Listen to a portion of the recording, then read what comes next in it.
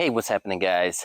Today we are checking out something a little bit different other than a car, but it has been incredibly useful for me on cars and stuff. I'm not like a major welder or anything, but I'm always tinkering on little stuff. I'm welding up exhausts, I'm fixing stuff, I'm making little tools that I need to take stuff apart because I don't want to pay the high dollar stuff for real tools and whatnot. And this company called ArcCaptain sent me a little 130 3-in-1 welder, and today I want to give you kind of an honest review of it and show you how it works, how it welds, all that kind of stuff. So stick around, we're going to check it out a little bit. So this whole device only weighs 11 pounds, and it's an inverter style welder. It comes with a spool of flux core, and for those of you that weld and whatnot or tinker with stuff, that you know that these are about 20-25 bucks a piece by themselves these days. So I find that to be a real bargain just in itself. It comes with the stick and the MIG gun right out of the box. You do have to order the aluminum TIG setup separately, and that does require a tank and all that stuff, argon, all that. But I never aluminum weld anyways, but they offered to send it, so I figured why not. Little tungsten electrodes. Comes with a wire brush as well for tapping your welds and smacking away your slag. And it does have a fully adjustable dial all the way from 40 all the way up to 130. So you have quite a range of welding capabilities in there. There are variables in speed as to how thick or thin your metal is. 3 different speeds. You switch right between top ones, the MIG, middle's the stick, and the bottom's the TIG. But very, very basic, very easy to use. Let's try putting some welds down and see how it does. I'm no professional, but I'll show you what it can do. So I've cleaned and prepped a little bit of metal here. As you know, with welding, preparation is everything. I'm just going to start with the flux core. I'm going to go at about 90 here and just see how it lays a bead down.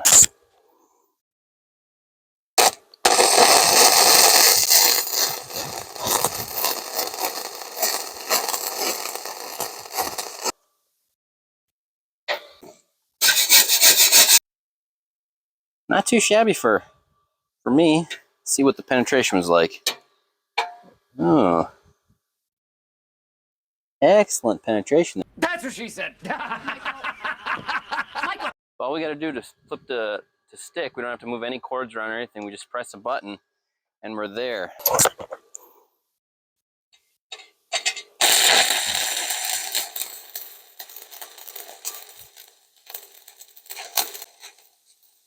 Not too bad for me. Not bad. So as you can see, after I bust that crust, not the worst weld. I'm sure it burned right through. Oh yeah. And this isn't super thick metal or anything. This is, you know, much thicker than a car, but maybe slightly thicker than an old car. We're going to try a little bit thicker metal now and see how it does with the heavier duty stuff. What I've got here is a couple pieces of 1/4 inch probably thick metal, just some pieces, some chunks, you know, odds and ends around the shop. I just cut these in half and cleaned the ends up, so make for something decent to weld on. All right, we're going to stick with stick since that's what we got out right now. So these aren't even like flush cut or anything. They're just kind of gobbed up against each other. We'll see how they burn together though. We're going to crank this thing all the way up to 130.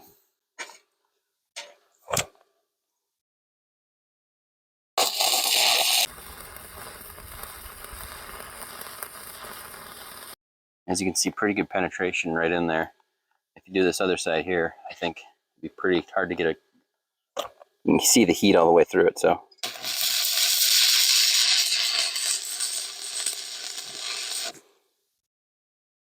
Not bad. Got that cranked up to 11.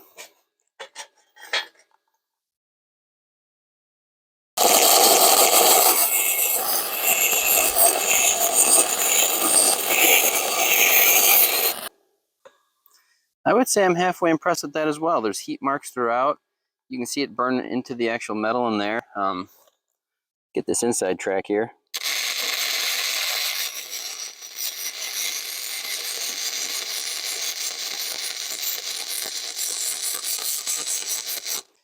Yeah, not too bad. Burned right in there.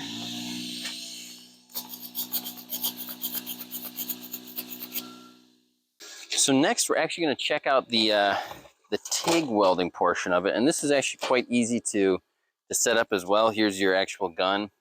Cups come with it as well. Here's the gas line.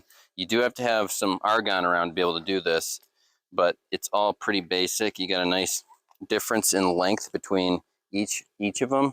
You know, they're separate, so you can get 20 feet away from where you're at. Pretty slick. And all you're going to do for the electrical end, where your stick would plug in, that's where you're going to put your electricity out. That's all there is to it. Now I got to go plug this into some argon real quick. So you'll excuse me, I've never TIG welded before, so I have no idea what I'm doing. I've got a 6 cup on here. I've got the machines, or the argon set to 3. It's probably all wrong. You can yell at me in the comments for what I've done wrong. I've got an aluminum drive shaft here. It's the only nice halfway decent piece of aluminum I had around. Figure it should work. Let's give it a try.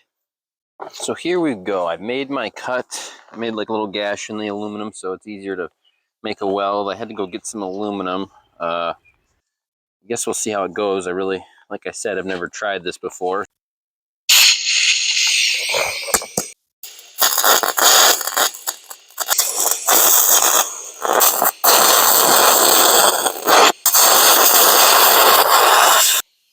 Just boogers, boys, boogers. Well, clearly I have no idea what I'm doing. Definitely found respect for the TIG folks laying dimes. That clearly takes a lot of practice. Anybody can burn some stick or some flux core, but this takes real skill. I don't ever aluminum weld either. I have no real need for it, but they sent it to me. I wanted to show you that it can do it. It can, I believe. I'm gonna get the gas shut off before I waste another $1 with this god-awful, horrible weld. So there you have it, guys. I have found this welder. You know, I've had it a few weeks now. I've been playing with it. I've been doing little odds and ends, lots of exhaust work, as I've said.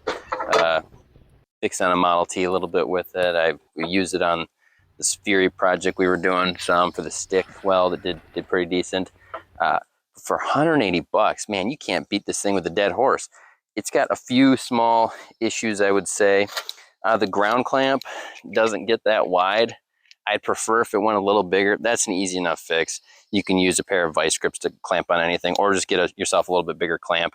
Not a big deal. It does have a 10-foot cable, which I find very impressive, and a 10-foot lead for the stick as well. So you can get pretty far apart on your project with this. The MIG gun is a little shorter. This is probably 6 feet, or 5 or 6 feet. I do wish that was a little longer, but at the end of the day, awful good price for 180 bucks. And you get a thing of flux core with it already. As I've said, that's 20 bucks just by itself. And if you go to their website right now, I'll put a link in the description. If you put in Joe5, you'll get an extra 5% off. Helps me, helps them. But I think this is an excellent welder for a beginner, for anybody that does little projects around the house, for anybody that just wants to have a nice cheap welder, chuck in the back of their car, go to a buddy's house, fix their exhaust, you know, do a little fencing, whatever. It's a great little welder. I'm highly impressed with it. For $2, you can't go wrong. And I think that the other little extension part here, the TIG part that I used, I think that's an additional 60. And like I said, not something I would typically use because clearly I cannot. That might be fun practicing on later if gas wasn't so expensive and aluminum rods weren't $22 for 10 of them. I appreciate you guys watching. Tell me how bad I am at welding in the comments. I'd really appreciate that. It'll make me feel good. But we're living, we're learning. Thanks for joining me today. And if you like what you saw here, let me know in the comments. Thanks, guys.